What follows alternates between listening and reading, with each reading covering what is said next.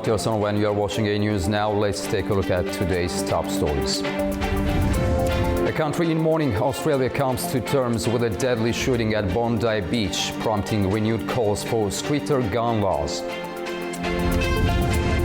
EU foreign ministers gather in Brussels as the war in Ukraine continues to dominate talks. And Hong Kong media tycoon Jimmy Lai is found guilty on 3 national security charges.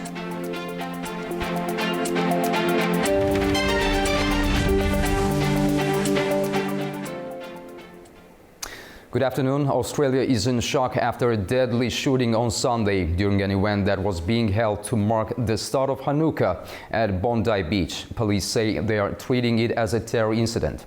Now the country is looking to toughen its stance on gun ownership to prevent more tragedies.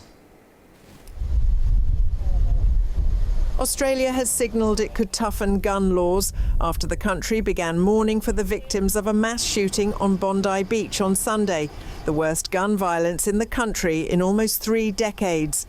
15 people were killed and 40 people were taken to hospital, including 2 police officers. It happened when people were celebrating a Hanukkah event on a packed beach. Prime Minister Anthony Albanese says he will ask his cabinet to consider limits on the number of weapons permitted by a gun licence and how long a licence should last. We are stronger than the cowards who did this. And I want to conclude finally by saying that the government is prepared to take whatever action is necessary. Included in that is the need for tougher gun laws. This afternoon at 4 o'clock I will put on the agenda of the National Cabinet tougher gun laws, including limits on the number of guns that can be used or licensed by individuals. Authorities have labelled the incident a terrorist attack targeting Jewish Australians. 2 suspects have been identified as 50-year-old Sajid Akram and his son, 24-year-old Naveed Akram. The father was killed at the scene, increasing the death toll to 16 people. The son is in a critical condition in hospital. Officials say the father had held a firearms licence since 2015 and owned 6 licensed weapons. A makeshift memorial with flowers and Israeli and Australian flags was set up at the Bondi Pavilion. Yes, there was unprecedented what happened, and the community is just completely broken. We never thought of a place like this. My 2 young kids go to that exact park over there where the shooting happened. We come here every Sunday afternoon. We were at a different Hanukkah event last night, but very close by. And we just feel like we live in a different time now, like not an Australia that we grew up in. We're a heartbroken community. We feel absolutely shattered. We feel that we've been abandoned, that we've been struggling to get to a place where we feel comfortable and we feel safe here. We don't feel safe. Australia's Jewish diaspora is relatively small but deeply embedded in the wider community, with around 150,000 people identifying as Jewish in a country of 27 million. Meanwhile, the international community have reacted to yesterday's attack in Bondi Beach. World leaders have offered condolences after 15 people were killed when gunmen opened fire during a Hanukkah celebration at Australia's Bondi Beach on Sunday. US President Donald Trump paid his respects to those affected and described the incident as an anti-Semitic attack. Likewise in Australia, as you know, that was a terrible attack, and that was an anti-Semitic attack, obviously. And I just want to pay my respects to everybody. Israeli Prime Minister Benjamin Netanyahu criticises Australia's push for a Palestinian state, which he argues fuels anti-Semitism in the country. On August 17th, about 4 months ago, I sent Prime Minister Albanese of Australia a letter in which I gave him warning that the Australian government's policy was promoting and encouraging anti-Semitism in Australia. I wrote, "Your call for a Palestinian state pours fuel on the anti-Semitic fire. It rewards Hamas terrorism. It emboldens those who menace Australian Jews and encourages the Jew hatred now stalking your streets." Other leaders, including UK Prime Minister Keir Starmer and French President Emmanuel Macron, took to social media to denounce the attack and express solidarity with the Australian people. European Commission President Ursula von der Leyen also sent her heartfelt condolences, saying she was shocked by the tragic incident. United Nations Secretary-General Antonio Guterres said he was horrified by what he described as a heinous, deadly attack on Jewish families, as he offered his condolences. Meanwhile, Australian Prime Minister Anthony Albanese praised the courage of ordinary Australians who he said put themselves in danger to keep others safe during the incident. For all Australians, our first thoughts are with those in the terrible early hours of their grief. We are also thinking of everyone being treated for their injuries, and many of whom are alive right now because of the courage and quick action of the New South Wales Police and the first responders who rushed to their aid, as well as the courage of everyday Australians who, without hesitating, put themselves in danger in order to keep their fellow Australians safe. Authorities say far more people would have been killed were it not for a bystander, identified by local media as fruit shop owner Ahmed Al-Ahmed, who was filmed charging a gunman from behind, grappling with him and wresting a rifle from his hands. Following the incident, Albanese have convened an emergency meeting of the National Security Committee. Just in this morning, the person of interest who was detained following a deadly shooting at Brown University in the United States has been released, according to the local mayor. The shooting left 2 dead and 9 injured on Sunday. The man was the only person to be in police custody in connection with the incident. Before his release, details emerged that he is believed to be in his 20s. The investigation is still ongoing. Classes and exams at the university were cancelled for the rest of the year as a result of the incident. This is the latest of nearly 400 shootings in the United States this year.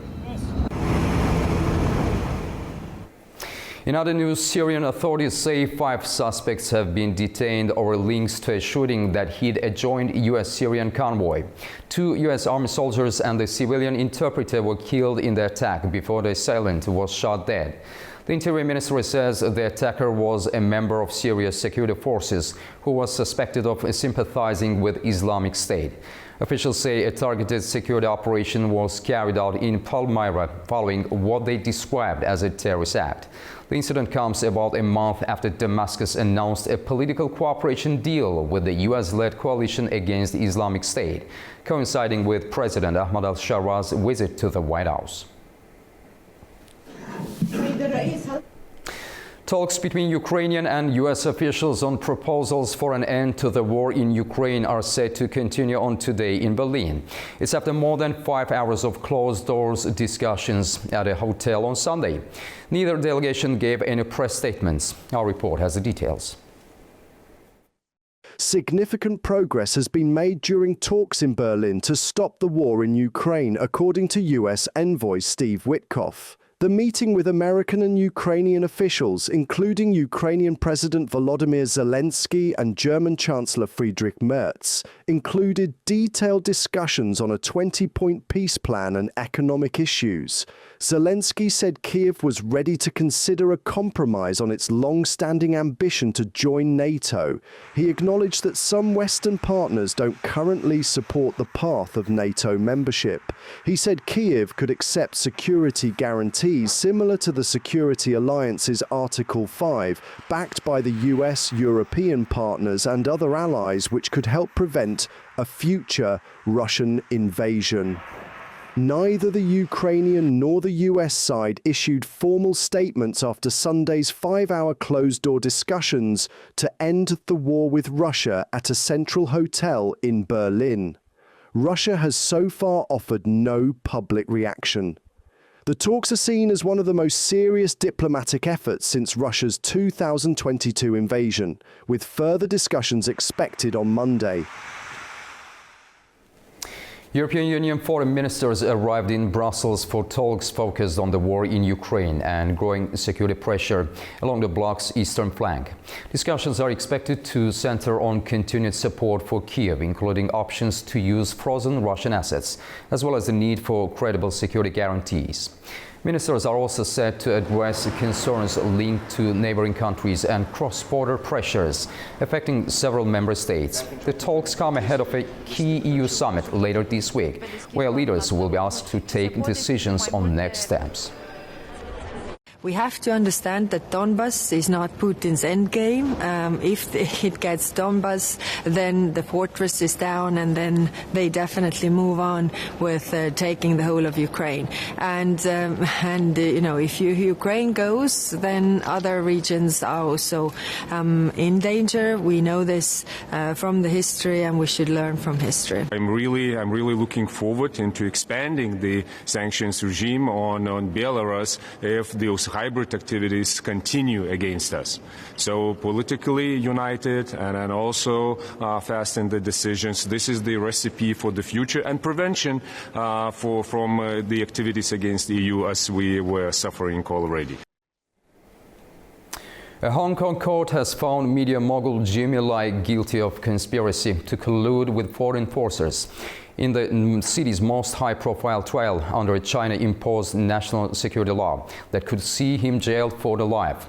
The three-judge panel also found him guilty of conspiring to publish seditious materials. Laura Westbrook reports from outside court in Hong Kong. Jimmy Lai is the most prominent pro-democracy figure arrested in 2020 under the national security law imposed by Beijing in the wake of anti-government demonstrations the year before. Jimmy Lai founded the now shuttered Apple Daily newspaper and was a vocal critic of Beijing and Hong Kong authorities. One of the three national security judges, Esther To, said there was no doubt in the judges' minds that Lai had never wavered in his intention to destabilize China and continued to call for sanctions against China and Hong Kong even after the national security law took effect in 2020. Reading from the 855-page verdict, the judge said there was no doubt Lai harbored hatred and resentment towards China and called his testimony in court at times contradictory, inconsistent, and unreliable. When Lai testified in November, he denied all charges against him and denied using his foreign contacts to influence foreign policy on Hong Kong. He was found guilty of 2 charges of conspiracy to collude with foreign forces and a 3rd charge of conspiracy to publish seditious content in his role as founder of the Apple Daily newspaper, which was forced to shut down in 2021. Listening to the verdict, Jimmy Lai sat impassively with his arms folded and later waved to his family and supporters as he was escorted out of the glass dock. The city's leader, Zhong Li, welcomes the verdict, saying that Jimmy Lai had long used Apple Daily to create social conflict and incite hatred against China and Hong Kong. But it's been condemned by rights groups, with Amnesty International saying it shows how the city's national security laws were designed to silence its people. This high-profile trial has drawn international attention and began in December 2023, lasting for more than 150 days. Jimmy Lai has been in jail since December 2020. The 78-year-old faces up to life in prison for the collusion charges. Mitigation hearings for sentencing will commence in the middle of January, with sentencing to follow. Laura Westbrook for A News in Hong Kong. Thailand has declared a curfew in its southeastern Trat province as fighting with Cambodia spreads along a disputed border. Thai forces said they destroyed a bridge used by Cambodia to move heavy weapons and launched operations targeting artillery in Kah Kong province. Cambodia has accused Thailand of striking civilian infrastructure. The curfew applies to 5 districts in Trat, excluding the tourist islands of Koh Chang and Koh Kood. A previous curfew in eastern Sakeo province remains in effect. Rising sea levels are forcing residents of Tuvalu in the South Pacific to leave their homes. The first group of climate migrants have now arrived in Australia under an historic relocation program. Here is more. Migration isn't driven only by politics or social issues. In the era of climate change, the environment itself is becoming a reason to leave home. The first climate migrants from Tuvalu have arrived in Australia, marking the start of a historic relocation effort from one of the world's most climate-threatened nations. Tuvalu, one of the countries most at risk from rising sea levels, is made up of low-lying atolls scattered across the Pacific between Australia and Hawaii. The islands are already being swallowed by encroaching tides and storm surges. By 2050, NASA scientists project daily tides will submerge half of Funafuti Atoll, home to 60% of Tuvalu's residents. Among the first group of migrants are Tuvalu's first female forklift driver, a dentist and a pastor. I felt happy and excited when I learned about the opportunity, as it made me think about the future and the new pathway it could create for my life living in Australia for the betterment of my future. Islanders are determined to build a future in Australia while still finding ways to support and give back to their homeland. I can always bring whatever I learn new from Australia back to my home country, just to help out. Even if I plan to come in the future to take a leave or a break, I will just come and do volunteer job here, just to offer them my job.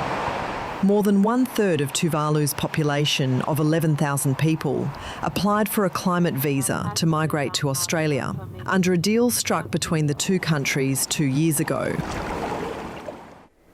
After the break, we'll take a look at the key stories shaping the region. Stay tuned.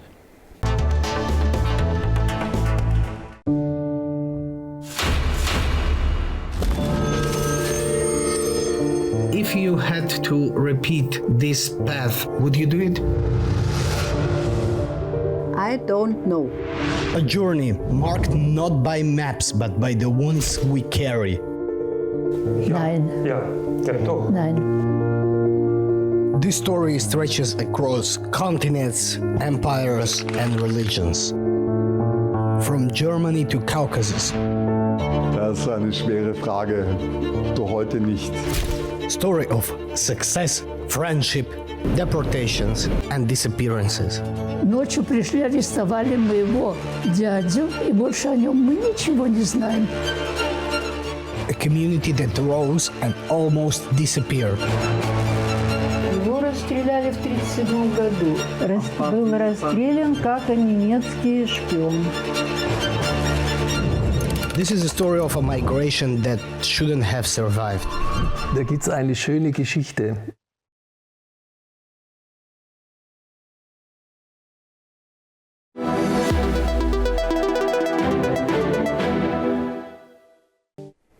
Welcome back to A News. Now let's take a closer look at the key stories shaping the region.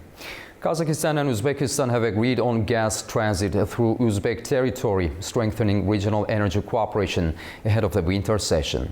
Our correspondent Sevil Rajapova has more. Kazakhstan and Uzbekistan have signed a new agreement on the transportation of natural gas through Uzbek territory. The contract was concluded between Uzbekistan's state gas operator Uztransgaz and Kazakhstan's national company Kazakgas. The agreement signed by Askar Isakov and Alibek Zhamaouf is aimed at ensuring stable gas transit and strengthening the reliability of regional gas infrastructure during the autumn and winter season. Alibek Zhamaouf also held talks with Uzbekistan's Minister of Energy, Zhurabek Mirzamokhmudov. The sides discussed current cooperation and potential joint projects in the energy sector, including future infrastructure initiatives. The deal comes amid expanding economic ties between the two neighbors. Bilateral trade turnover currently stands at nearly $4 billion, and both governments have set a target to increase that figure to $10 billion by 2030, with energy cooperation seen as a key driver of growth. The deal reinforces long-term cooperation in the gas transport sector and provides a practical framework for ensuring uninterrupted energy flows across Central Asia. It is Sevil Rajapova reporting from Tashkent, Uzbekistan, A News. Iran has rolled out changes to how fuel is priced at the pump, introducing a new tiered system for subsidized gasoline. Officials say the move is designed to manage rising fuel demand and ease economic pressure, while avoiding public anger. Iran has introduced a new three-tier pricing system for subsidized gasoline, marking the country's first fuel price adjustment since 2019. Under the revised scheme implemented on Saturday, motorists can purchase up to 60 litres per month at the lowest subsidised rate. An additional 100 litres is sold at a higher price, while any fuel beyond 160 litres is charged at a new top rate. Officials say the move aims to curb rising fuel consumption as Iran grapples with a weak currency and ongoing economic sanctions. Despite the changes, gasoline prices in Iran remain among the lowest in the world. Authorities have moved cautiously, mindful of the 2019 fuel price hike that triggered nationwide protests and a deadly crackdown.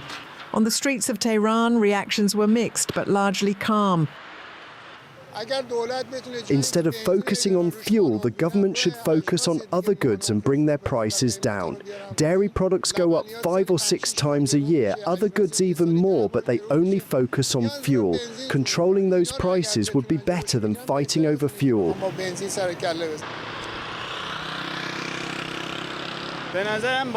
I think it needed to become more expensive because fuel was very cheap in Iran, and it is a right way to start with these 3 rates. I think it is the right choice. Officials say the new system is intended to ease economic pressure while managing fuel demand without triggering public anger or a repeat of past unrest. The United Nations has warned that cities in Afghanistan are facing growing pressure from critical shortages in basic services. UN Habitat says electricity supply remains unreliable across urban areas, affecting millions of people. Our Tamim Bahi says more.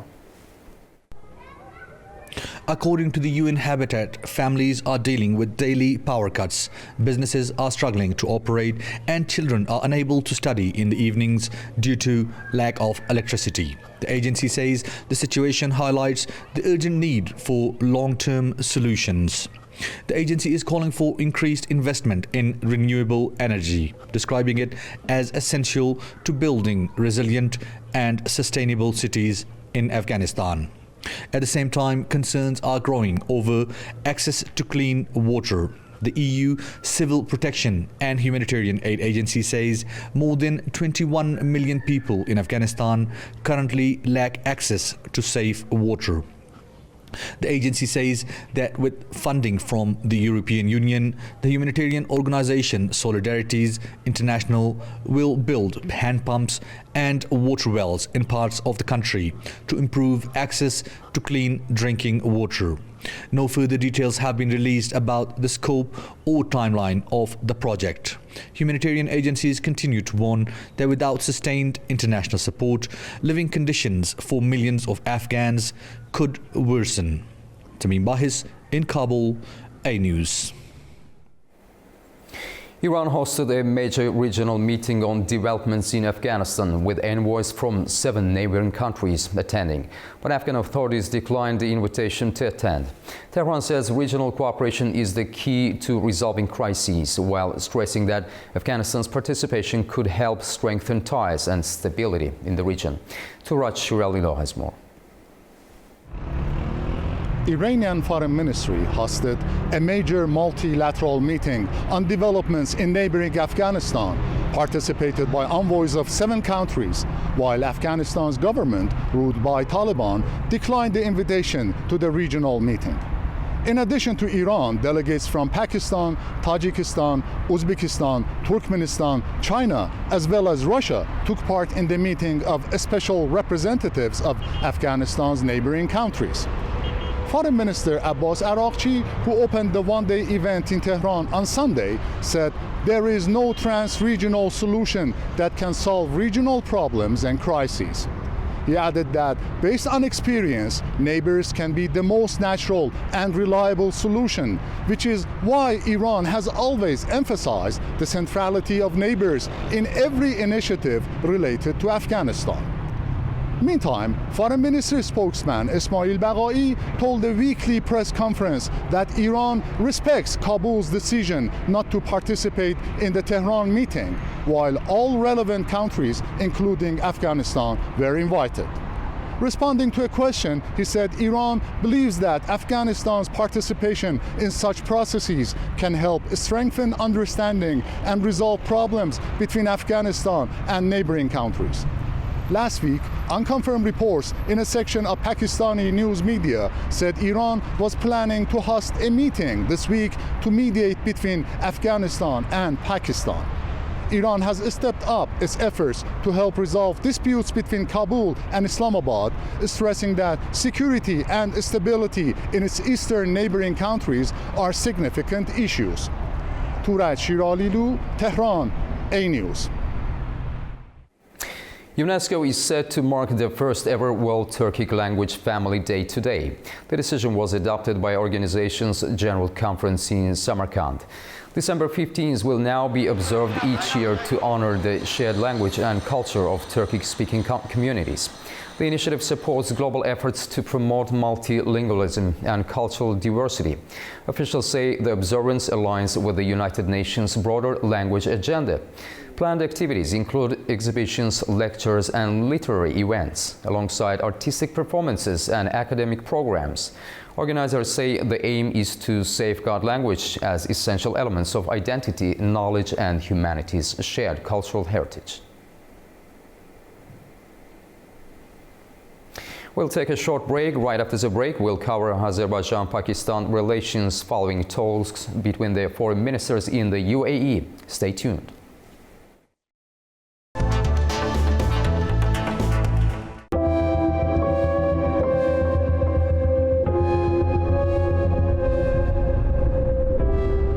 They arrived in Karabakh in late August, early September 2022.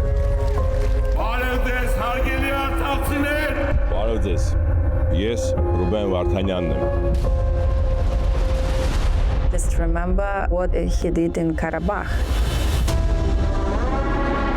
Ruben Vartanyan onlara sona kadar mübarize ideyasını aşılayırdı. You are going nowhere. Is that the message? I will stay with my people here. Whatever we will face it, we will face together, yes.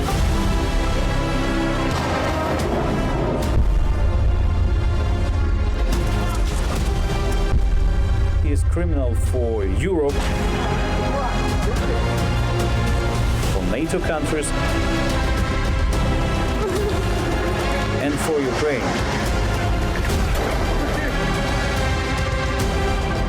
That's why we need to arrest him.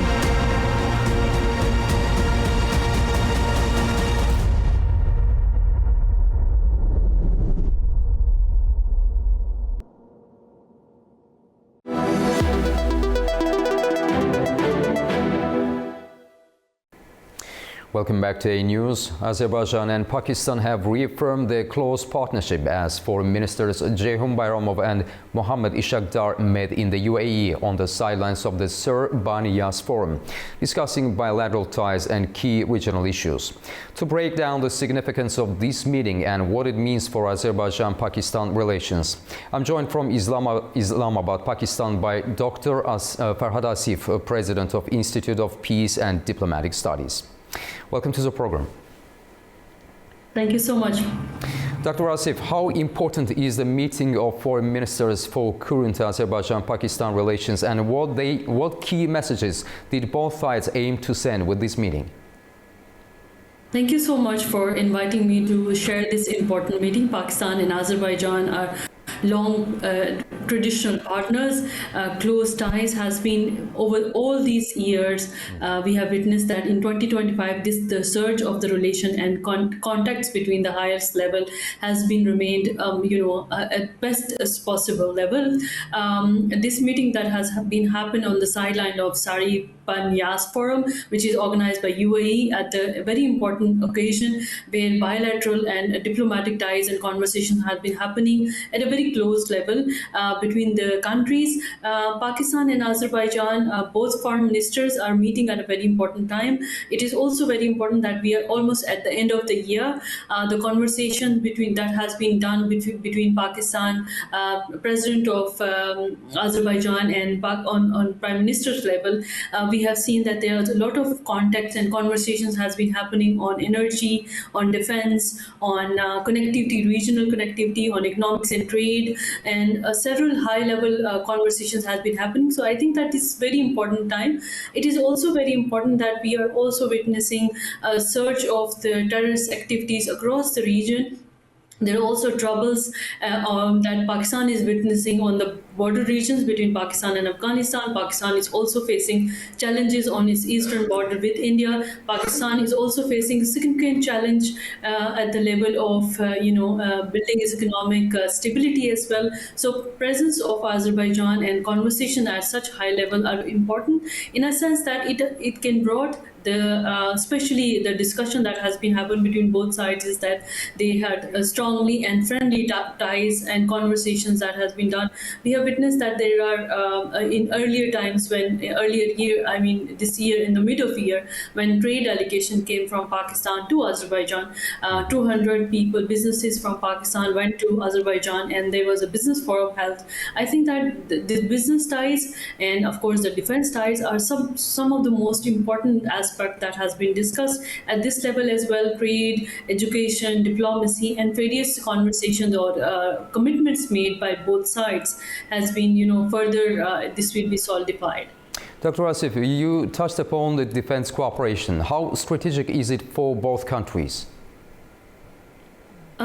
Both countries, as you know, that at regional level, Azerbaijan has been facing the challenge of course, Nagorno-Karabakh, tensions between Armenia. Of course, these has been recently, the peace agreement has although been signed, but of course these peace agreements, depending upon how Armenia is taking.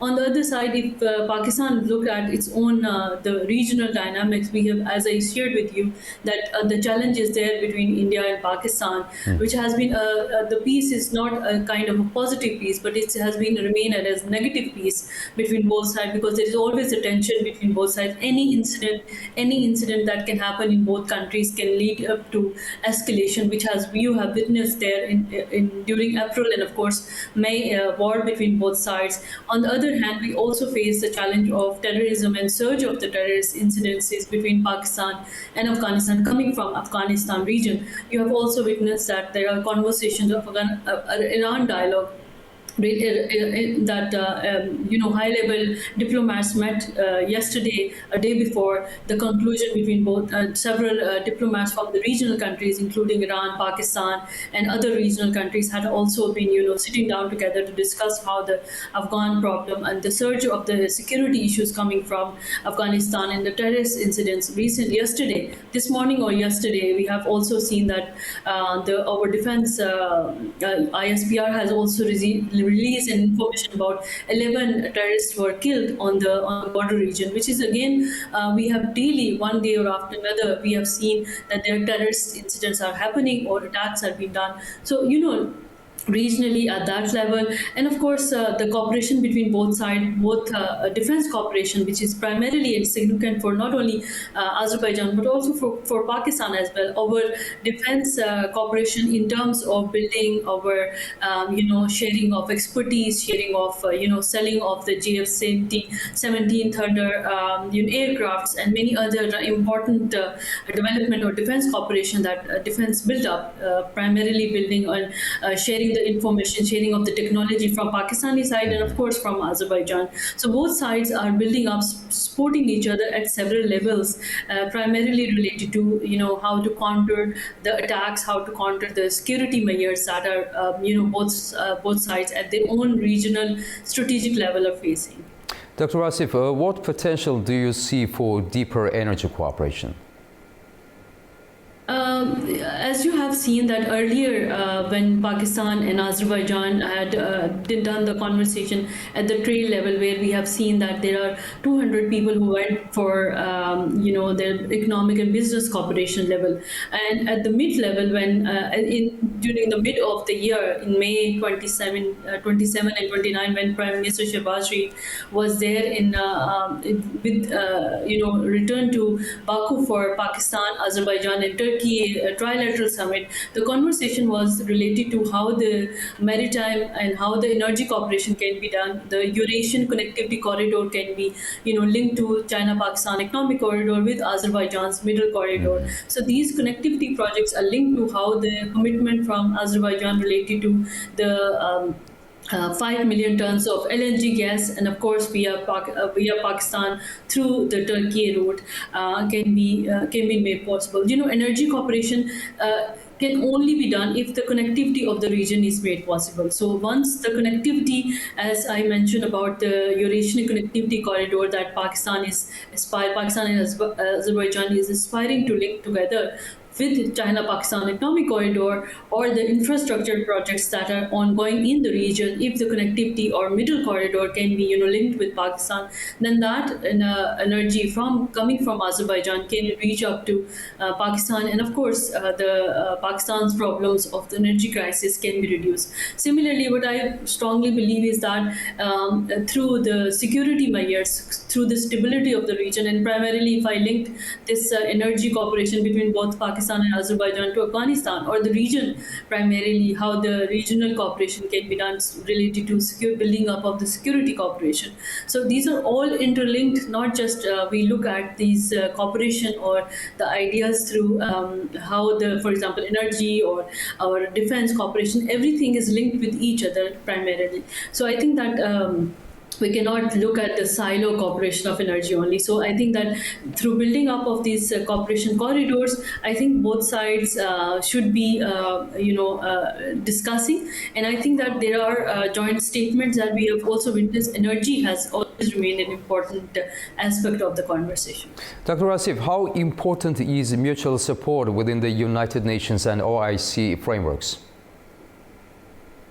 So that is another important multilateral organization where both Pakistan and Azerbaijan had been supporting throughout their times together and understanding of each other. Primarily since the inception of independence of Azerbaijan, Pakistan was the first country who has supported Azerbaijan, recognized Azerbaijan, and of course Armenia's aggression towards related to Nagorno-Karabakh, Pakistan has supporting Azerbaijan throughout that. And similarly, on the same level, has been supporting Pakistan or the United Nations at such a level, Pakistan supporting on the Kashmir issue.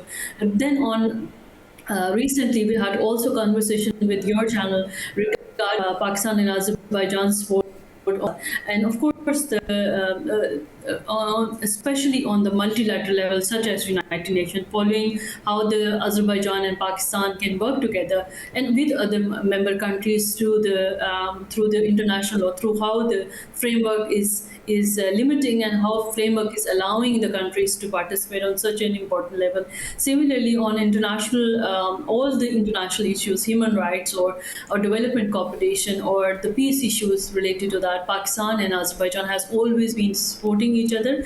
And I think that on all the multilateral levels, primarily not only at the UN, but I also witnessed that how both countries have supported each other on ECO, Economic Cooperation Organization, on OIC, and various other multilateral forums, which is significant for both countries to multiply their engagements and also multiply their own presence there in these especially in these forums where other countries are especially there, and converging of their interest is literally shown. And looking ahead, what should we watch for next in Pakistan-Azerbaijani ties? I think that what I'm really looking forward for as a Pakistani is that, and looking at very closely about Azerbaijan, traveled Azerbaijan several times, and how I've seen that there's a lot of potential between both countries. And I think that this year I have seen a surge of primarily cooperation on all significant levels, as you must have seen that Pakistan's recently, as you had celebrated your Victory Day, Pakistan with Prime Minister and of Chief of Defence Force, Mr. Asim Munir has also been present there. And primarily when you look at those presence and cooperation between both countries, I think that there's a multi-layered cooperation that is ongoing. And I think that we are also expecting the visit of President Ilham Aliyev to Pakistan, as well as Prime Minister Sharif has extended an invitation, and he has graciously accepted that. I think that's very important, that at such an important level. Similarly, I'm looking forward to how the military dimension between both sides will be grown, because JF-17 Thunder aircraft, jets, that cooperation between both sides, Pakistan and Azerbaijan, will be growing, and training of the pilots. I think that will be also something that we will be looking at, how the cooperation on defense production between both sides will grow, and primarily integrating the Turkey in as well, because trilateral level meetings and trilateral level cooperation will continue to grow. And I think that this is very important, that both Pakistan and Azerbaijan at different regional places, but at the same time sharing the same sentiments between both sides. And in their own capacity, in their own way, trying to stabilize the region so that the economic cooperation and promotion of the peace through various levels can grow. And I think that which is very important is education cooperation between both sides. Education and people-to-people ties, I think that they will continue to grow.